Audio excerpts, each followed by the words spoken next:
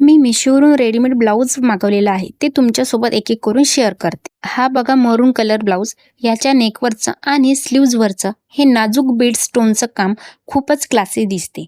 Lycra fabric असल्यामुळे हा कोणत्याही बॉडी टाईपला एकदम परफेक्ट फिट होतो. हा dark green cotton blend blouse बघा, याच्या लांब नेट स्लीव्जवर खूप हेवी आणि अट्रॅक्टिव्ह गोल्डन वर्क आहे.